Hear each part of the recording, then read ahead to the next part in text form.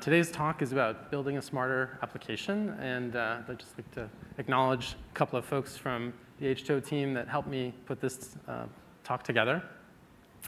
And before I start, I'm going to just give a little bit of an anecdotal story from my own big data journey. I'm definitely a computer person. I'm a typical hardware software person, and I started my own journey with big data and with predictive analytics, machine learning, when I joined H2O about 2.5 years ago, actually. And so I guess I kind of have noticed a change from 3 years ago to last year to now. And 3 years ago, people, I kind of remember distinctly from the New York Strata that people were kind of running around trying to figure out, OK, I need to do something. I don't know what. I'm just going to collect data. I'm going to start collecting data. And last year, people were more thinking, OK, now I need to build models. So help me build models. And this year, there was a clear distinction in terms of the conversations that we were having for, I want to put my models into production. And this talk's going to be a little bit different than maybe some of the others you've seen, where there's going to be more of a focus on taking your model and exporting it and being able to deploy it. We'll talk a little about some data science just in the context of the app we're trying to build, but really the focus is on deploying. And so, let me first start by just asking the question, what is a smarter application? And in this context, it's going to be an application that incorporates machine learning. It's an application that maybe goes from a rules-based approach where you've hard-coded logic to a machine learning model-based approach. And so we're going to talk about combining models with applications. We're going to talk about deploying models into production. We're going to talk about generating model POJOs. In H2O parlance, a POJO is a plain old Java object. And what it does is it allows a data scientist to take a model that they've been working on from R, from Python, or from the Flow web UI, and to be able to take a snapshot of it with Java code. And what we're going to do is go through this process and actually show you how to do this yourself. So this is intended to be a hands-on talk, and there's a directory that when we get to that point, I'll show everybody that wants to follow along how to do that. Just really quickly, there's some resources on the web. You don't need to look at these right now, but this is what I'm going to go through. And the way to get this kind of once you're at home is from learn.h2o.ai or from this H2O World 2015 training GitHub. So I'm going to go through the slides that are available here after the talk. So let's start with a concrete use case. So the app we're going to build, it's a consumer loan application. So imagine that you yourself are an end user applying for a loan, and we're going to, quote unquote, build a website that's acting as the lender, and you should be able to, within your local environment, be able to interact with the website. And the questions that we're going to ask are, should a loan be offered to you as the consumer? Should the bank offer you a loan? And we're going to use two predictive models to help to answer those questions. Yes or no, is the loan likely to be bad? And if the loan is likely to be good, then what should the interest rate be? So in terms of the overall steps to building a smarter application, we kind of just talked about step one, which is picking what question you want your model to answer. That's super, super important, right? You've got to start with a good question, the right question for your application. And then once you've got the right question, where do we get the data? So where are you able to get the data? What are the features? Also super important. In this particular case, the data and the features, I'll talk about them on the next slide.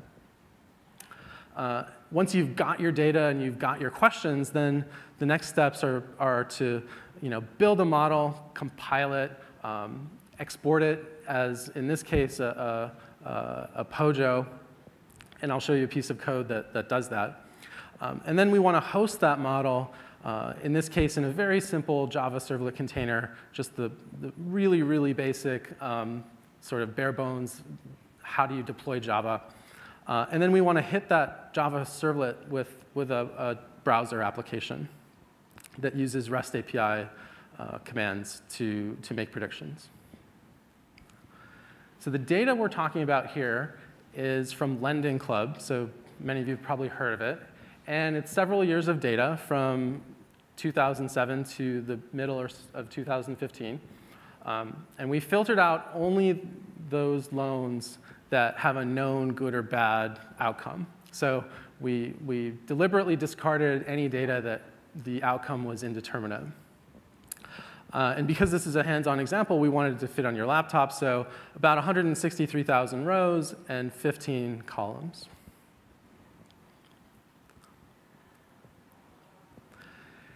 Here are the features in the data. So this is the data dictionary.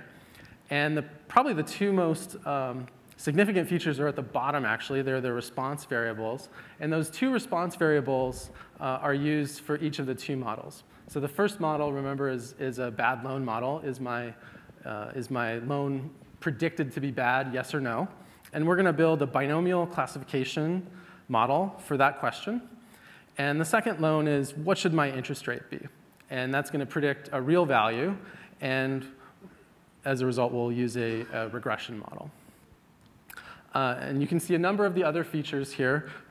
Some of the more interesting ones are, for example, the loan amount.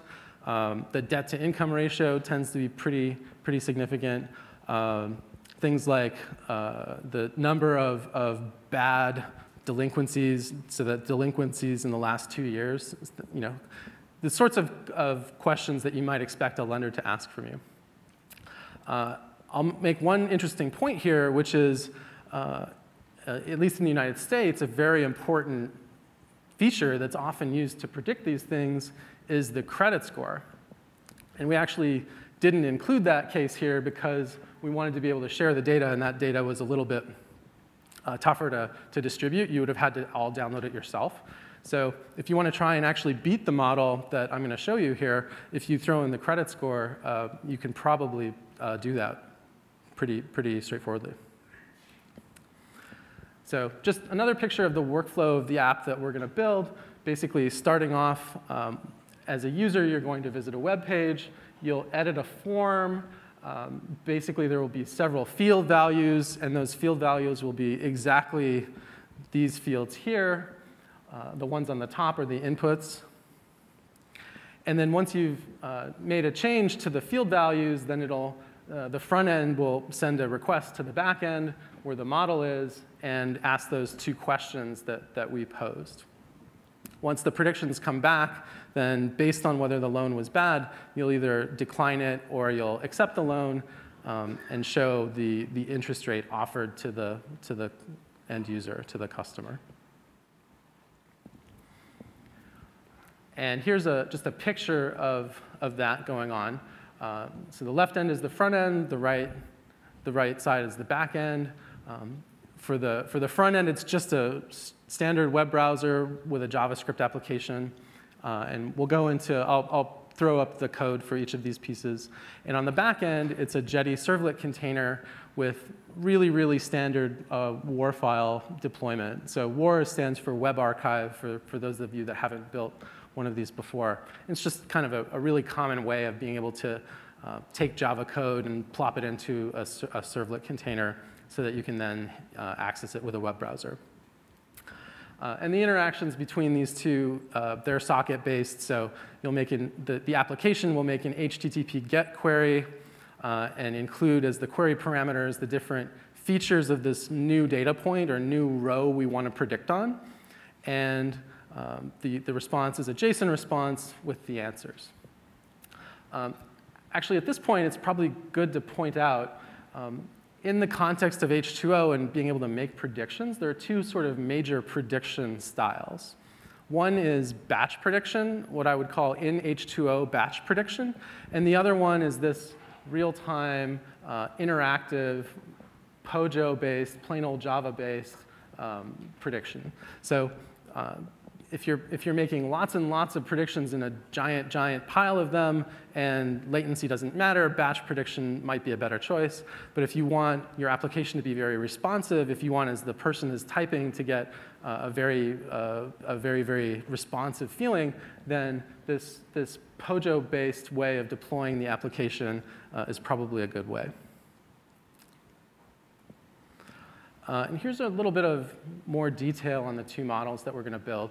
So the bad loan model is, both of them actually, we're going to use GBM to build them. And I'll pull up the R code that's running to show you these. The bad loan model is classification, 100 trees with an AUC of 0.685. And like I was mentioning, I bet if you throw in the credit score, you can get that to be higher. And then on the interest rate side, it's a regression model, also GBM, with 100 trees.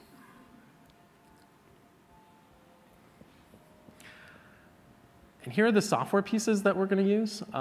To build this all, we're going to use Gradle, and that's included on the stick that you guys got. Gradle's just a pretty standard, I guess it's kind of a newer Java build tool. The reason that I picked it is because it also has a really convenient way of including, as part of the build process, a nice way of deploying it that's super easy. So and then we're going to use R and H2O to build the model, to train the model. The front end, just any old web browser with JavaScript inside of it. And the back end is going to be Jetty and the generated POJO. Jetty is just a servlet container, very, very standard technology. I'm going to go back a couple of slides. On the back end, notice there are two endpoints. There's the slash endpoint and then the slash predict endpoint. So the slash endpoint is really, you could think of as hosting the front end, and that's HTML, CSS, JavaScript, and that's where the user is going to interact with. And then the back end code that's running to actually calculate predictions is with this slash predict endpoint, and that's Java code. So when the user hits the localhost 8080 port, the JavaScript code comes into the browser starts running it, and then it makes predictions by calling the slash predict.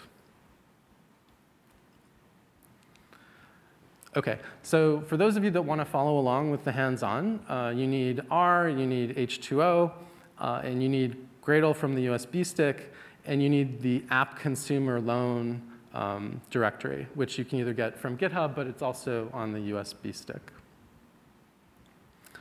And so at this point, I'm going to actually switch to hands-on. But before I do that, I wanted to just point out the instructions so that the people that want to try and do this on their own can do that. Step one is to CD to the right directory. And so wherever you put your local workspace stuff, for the USB stick that you got in the morning, just go ahead and CD there. And then CD to the app consumer loan directory as well. And this is just a Git clone from exactly what we got from GitHub. And then once you're in that app consumer loan directory, all you need to do, it's just literally one step, is to run the Gradle command right here, which is .. Gradle 2.8, bin Gradle, and then the build target is Jetty run war. And what that will do is it'll build the code. It'll actually run R to generate the models. It'll build the POJO. It'll export the POJO, compile it, and then compile all of the servlet code and actually start the war, start the Jetty servlet. So anybody that wants to give this a shot, now's the time to do it. I'm going to throw up a couple of common errors as well that you might encounter, just so you're able to see if this is happening or not. So the most common error, actually, which I probably didn't even include here, is if you don't have Java installed, and specifically if you don't have a JDK installed, then it's not going to run. The second most common error for anybody that's following along is if you've already got H2O running, make sure that you stop the already running one and you start this the Gradle command from the actual directory app consumer loan. And then the third most common error is if you don't have an internet connection, you might not be able to fetch that dependency. It's very small. It's only about a megabyte. So at this point, I'm going to actually switch to the hands-on part.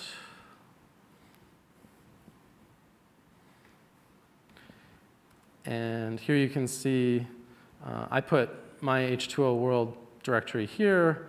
This is the app consumer loan directory inside of it. And I'm running on a Mac, so it's going to be front slashes instead of backslashes. I'm going to start by just cleaning out what I had there in case I had anything from before. And let me make this just one step bigger, actually. OK.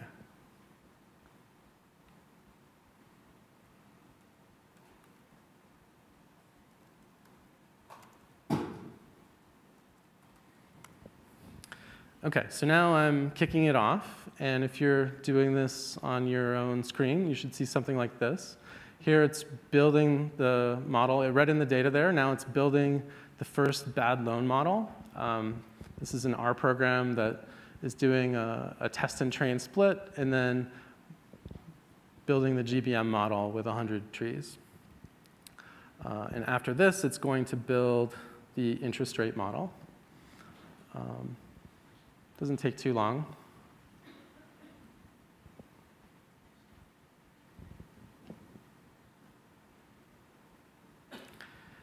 And here we got some statistics from the bad loan model. You can see here I got my AUC of 0.684.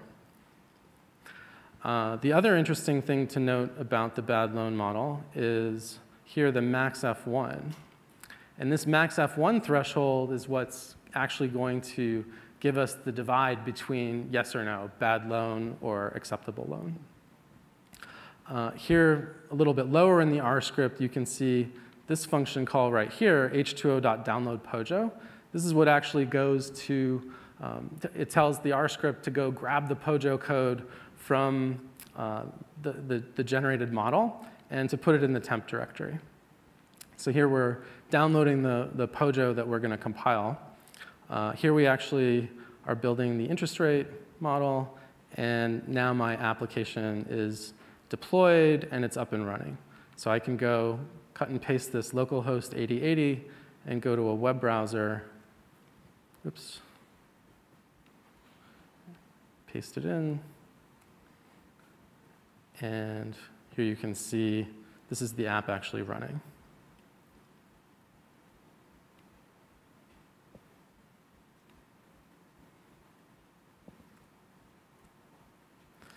So the front end, of course, is running inside the web browser. As I type things, you can see on the left side here, you'll see predictions being made in real time.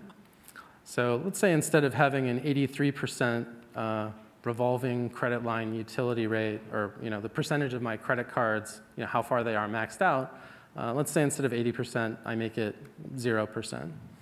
And here you can see making that 0% changed my probability from 0.22 of being a bad loan, 0.229, to 0.203. So that's better, but still just barely above the threshold. And you can see as I type things, I get changes in the requests and responses. So let's say instead of California, instead of Arizona, it's California. OK, now I get a prediction back. So instead of 0.20 if I were Arizona, now I'm getting 0.16 for California. And I'm getting offered a loan of 10.8%. And you can see playing with the different variables, you get real-time predictions with answers coming back. Now let's dive into a little bit more into what's actually going on here. So first, why don't I pull up another shell?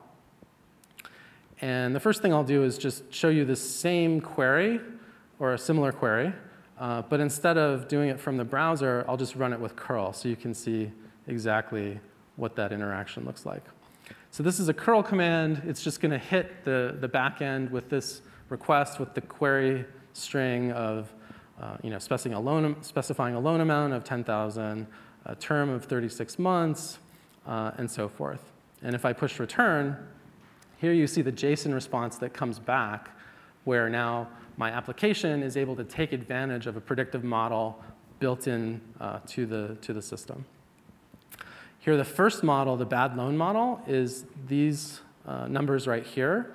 And so this label is either 0 or 1 in my case. And 0 means the loan was not bad, and 1 means the loan was bad. And it's thresholded by that number right here. And in the case the loan was good, here I would have gotten a 12% rate. So this is just a really simple example of how you can use a JSON response to bring back prediction data that an application can use.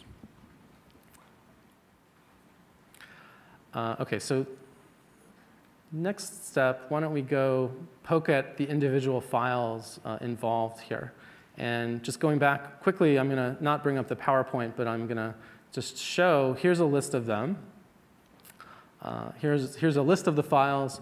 There are the front-end files, the back-end files, and then the offline files, which include the build script and the data, of course, and the R script. So let's just pull these things up one by one and get a chance for you to look at them. So let's start with the data, actually. In fact, let's start with the data here. So here you can see I have a CSV file. This is the file that got read in by the R script. And here are the features. There's a header row at the top. And each of the different rows of data has each of those features. So pretty much what you would expect, just a standard CSV file. H2O is good at reading those in.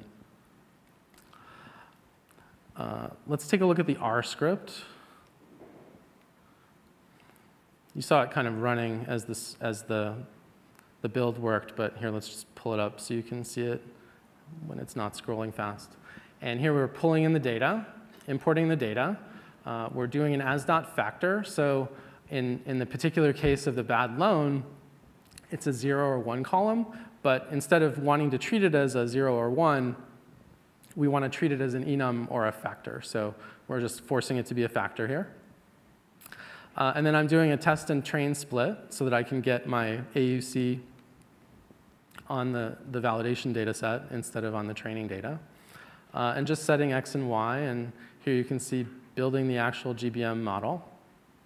And then this is kind of the part that might be new from other talks you've seen today.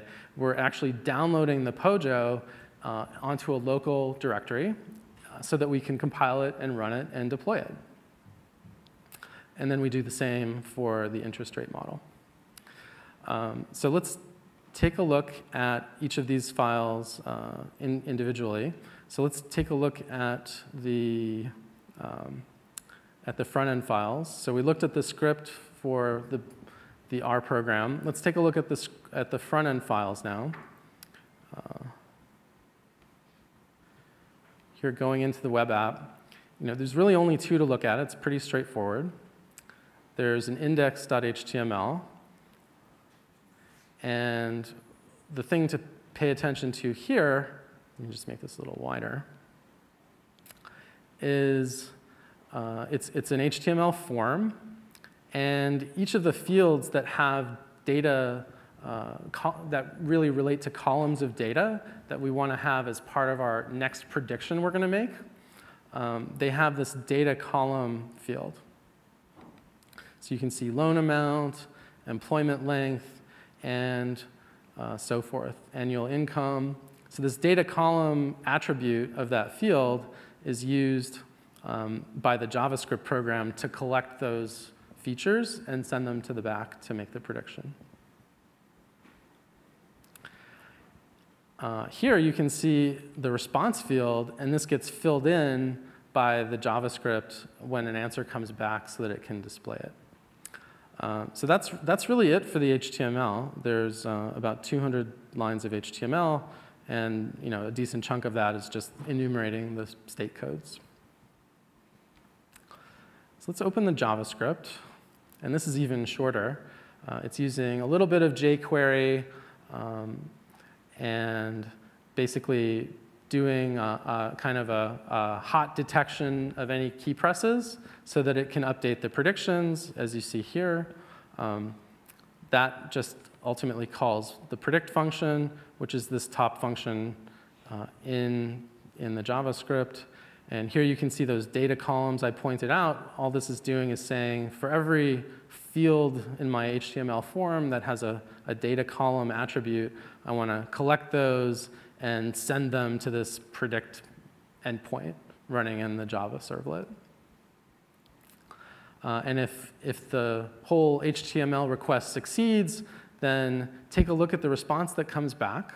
And if the label field is a 1, then that means that my question to is this a bad loan is a yes, and I'm declined.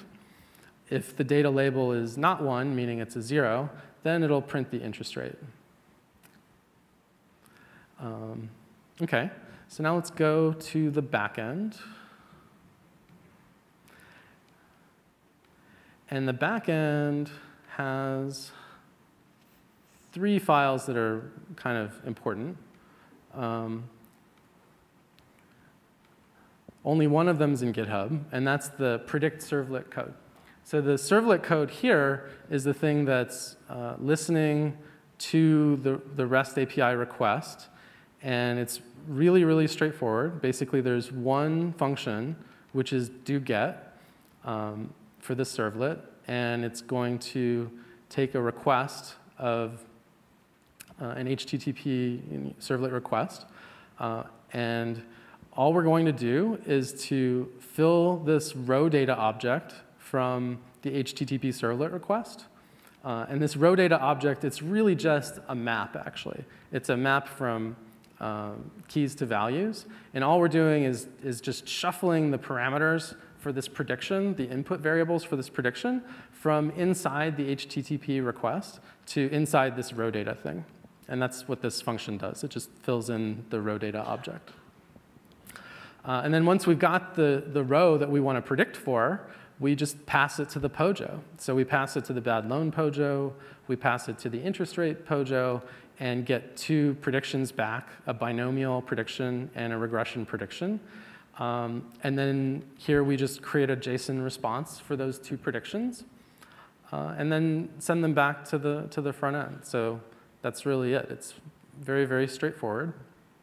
Let me go up in this file, and I'll show you the other pieces of code that are relevant. So here we're instantiating the model. I'm instantiating them as static objects so that they are a little more efficient.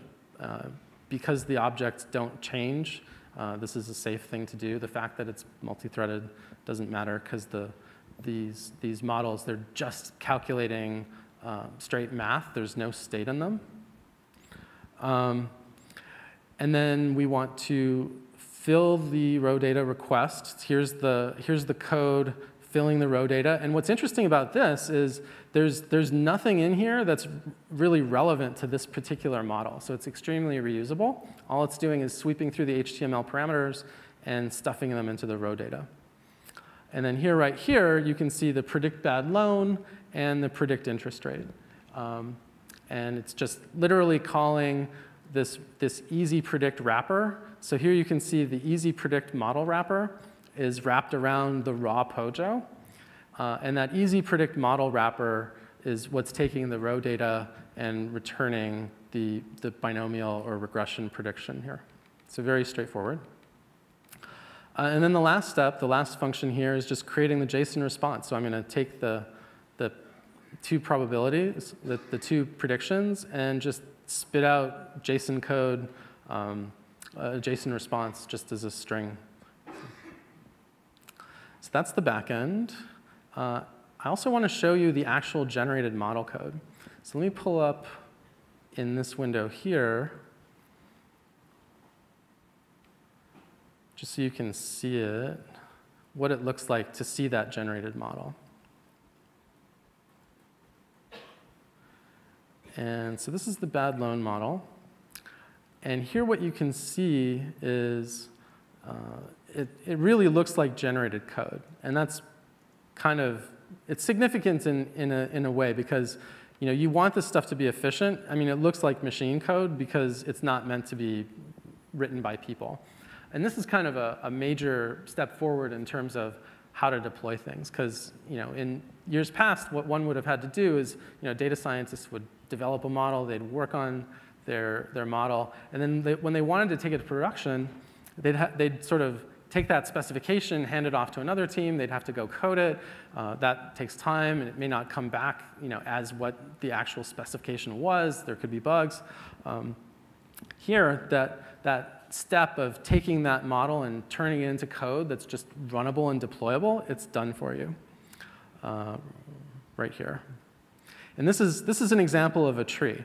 So the GBM model, gradient boosted machine, it's a tree-based model. And here's an example of what one tree looks like. And it's just a bunch of cascading if-then-else statements with a probability at the leaf. And that's what this guy is right here. So definitely better to let machines generate this than for us to have to code this ourselves. OK.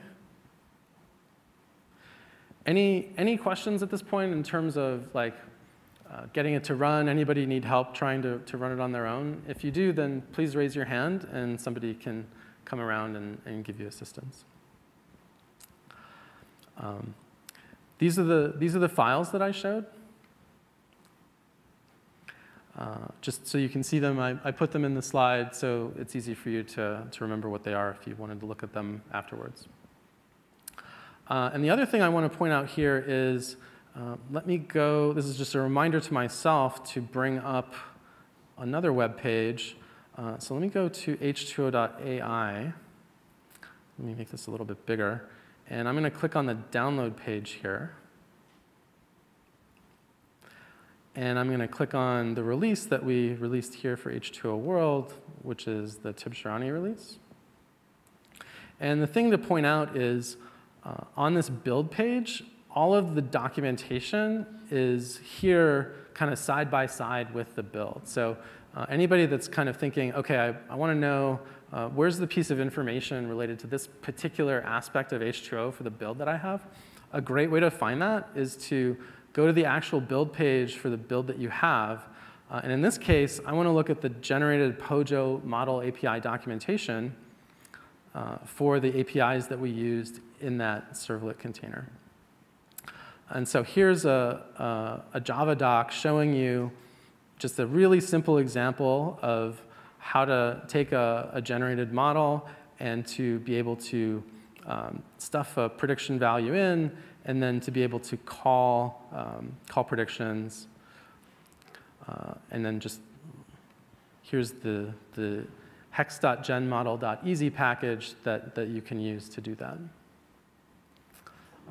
So the raw generated models have an API, and then there's this easy wrapper around it that try to make using it a little more friendly.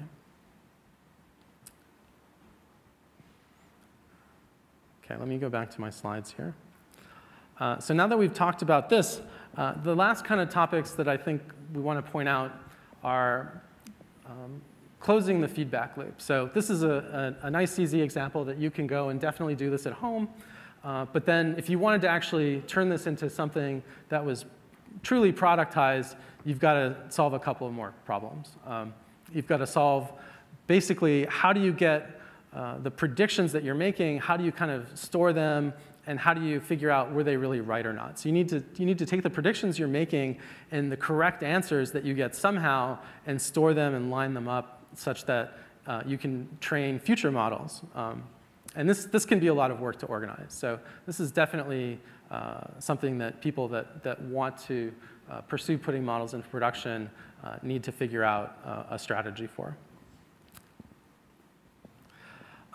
Another interesting point about model retraining and kind of productionalizing things is how often do I want to put new models out there, right? What's my model update frequency? And really the answer depends on the questions you're asking. For this data set we looked at here, the data was collected over many, many years, so you probably don't need to push a new model out every minute. Maybe once a week would be fine, or once a day, or something like that. Usually, how the cost of training the model does become an influencer in how often you choose to redeploy it. And then hot swapping the model. So there are a couple of strategies there, especially in Java. One option is in process, and for in process, you can take advantage of class loaders and reflection to hot swap a model without bouncing the process.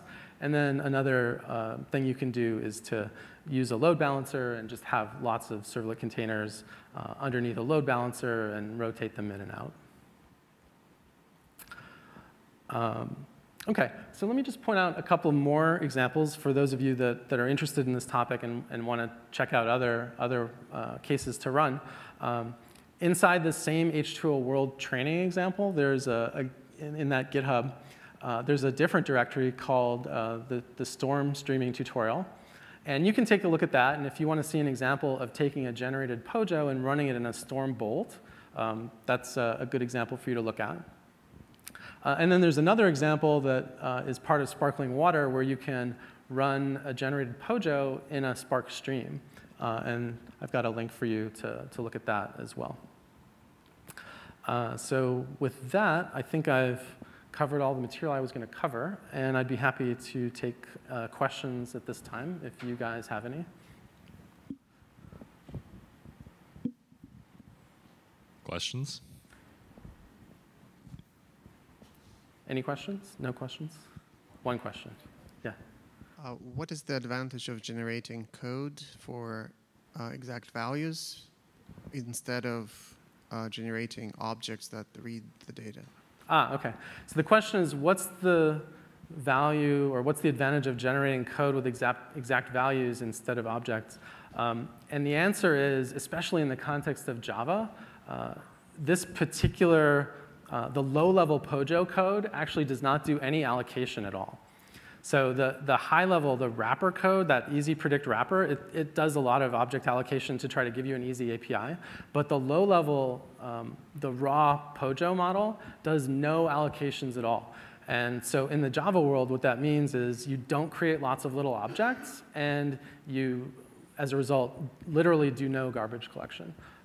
Which for some folks may be aware of that, of why that's kind of a good thing. But it's basically a way to make sure that your runtime footprint is as lean as possible. Any other questions? No? OK. Cool. Well, let's give a hand for Tom. Thank you very much.